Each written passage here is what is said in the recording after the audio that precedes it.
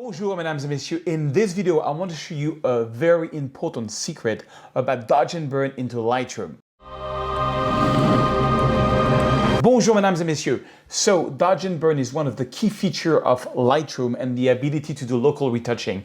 But there is a way of doing it that has been kept secret for so long. Stay until the end because I'm going to show you how you can apply this on landscape but also on portrait. Alright, so I want to show you a few secrets of the dodge and burn. You know, over the last 15 years, I think the most important thing I've learned in photography retouching is dodge and burn. And if you stay until the end, I'm going to show you some really cool secrets. So, this is a photo that I shot in Tuscany. I love Tuscany because it's got this sort of like regular dodge and burn because of the, of the hills and how the wind on the top of the hills make things a little bit brighter compared to the bottom of the hills. And I love this photo, so I'm just going to open up the shadows and bring down the highlights. That's what I usually do. If you follow my YouTube channel, you know I'm a big fan of that workflow. I'm going to hold down the Option key and I'm going to find my black point. Remember, black, what you see in yellow and green, are 100% black.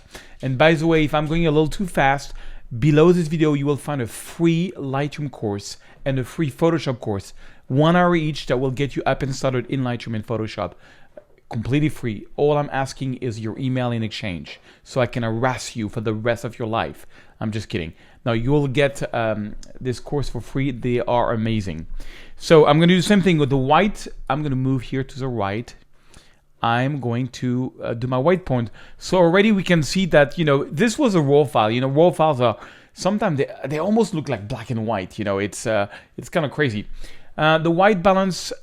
This was an evening, so evening I usually go to shade to make it a bit warmer and maybe add a bit of magenta because I like that, add a bit of contrast, and it's already looking pretty good, but I want to just add a little bit of dodge and burn. So the way I used to do it for many years is I just take a brush, I double click on effect to put everything down to 0, I add a bit of exposure. Now make sure that your flow and density are not at 100 because if you do that, when you're going to start brushing, it's going to be very obvious where you brush.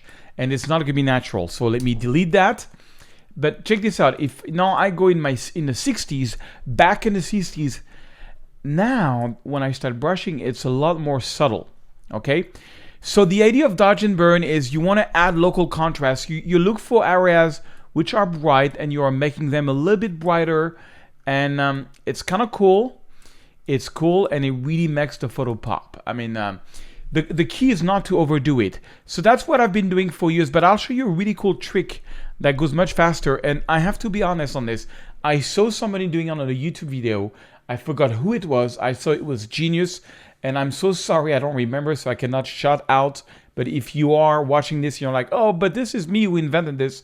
Well, credit goes to you because I did not invent this. So this is what the person did and I thought I was so brilliant. He took a brush, a big brush like this, and actually, let me show you the difference. So I'm gonna do Command Z. So you see I did my dodging.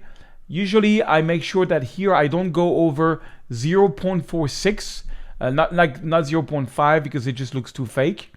So, keeping it under 0.50 usually is good.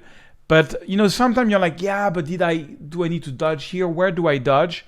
I'll show you a really cool trick. I'm going to create a virtual copy of this so that we can see, and I'm going to give this a 5-star to this one, to the virtual copy. And this one, I'm going to give it like a 0-star. Pressing 0. Okay, it didn't work. So right click. Why didn't it work? 0-star. Okay.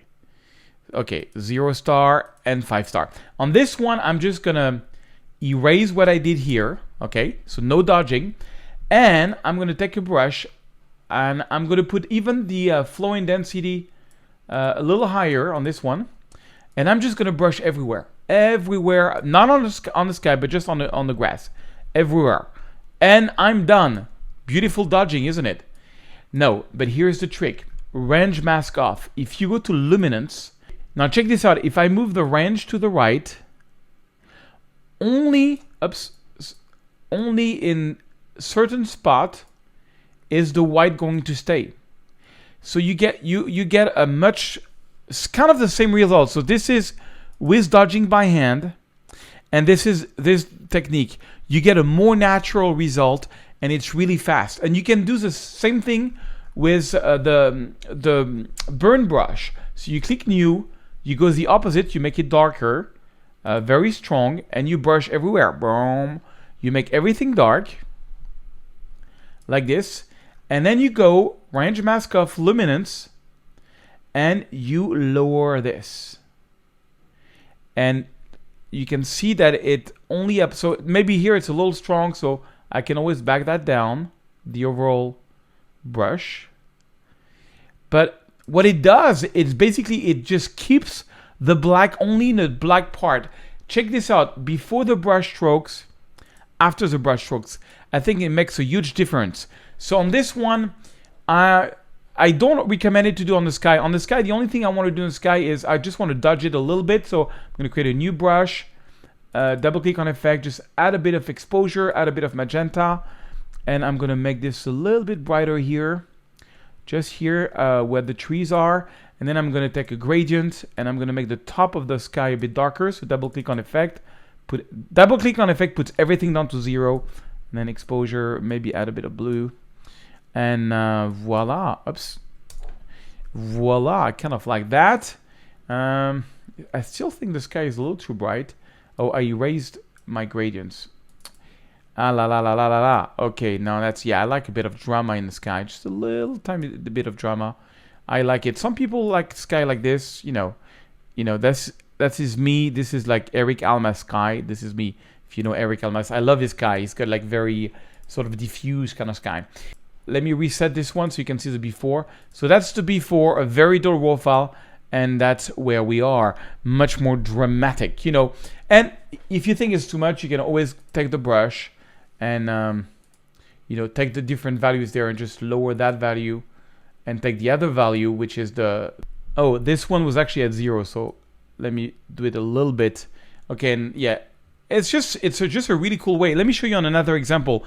So this is like a complete overexposed photo that I did of the same scene, but it turned out to be one of my most liked photo on Instagram. And the way I did it is, well, I brought down the highlights and we start seeing some kind of sky there.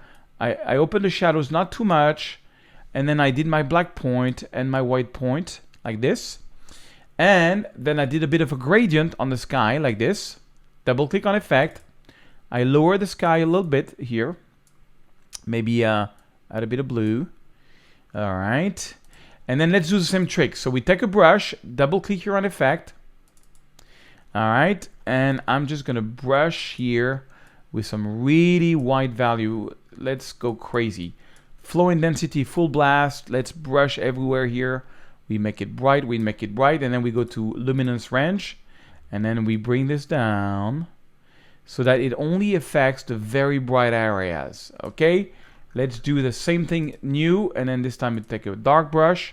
Same thing, we're gonna brush everywhere, make everything bright, everything dark, and then luminance, and we go the opposite. We just go this way this time. Okay, and you can see here, that's the before the brush and after the brush.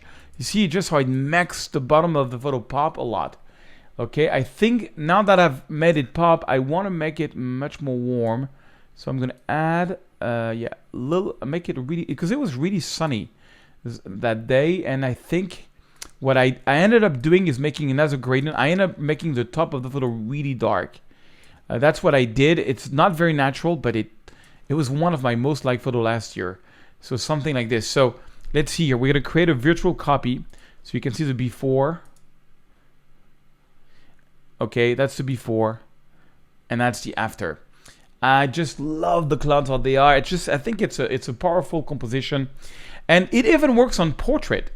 So this is a portrait I took a while ago. It's already retouched kind of thing. But check this out. If I go take a brush, and then I'm going to make this brighter. And then, so I'm just going to brush here on her, all over the body. And then I go to range mask off luminance. And I go to the right. You see, I like what it does. It's maybe a little too much. You can back it down here a little bit. But check this out. That's just the dodging. It took everything which is kind of bright and made it kind of brighter. Because I find it so hard to dodge and burn a face. And with this technique, you can do it. So new. And now I'm going to go black, and I'm just going to put black everywhere. And then I'm going to my range mask off. It's like dodge and burn for lazy people like me.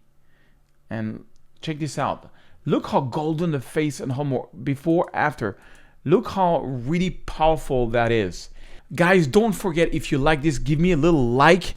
In case you missed it, last week I did a video of my best secret to do night photography. Check it out, it's starting now.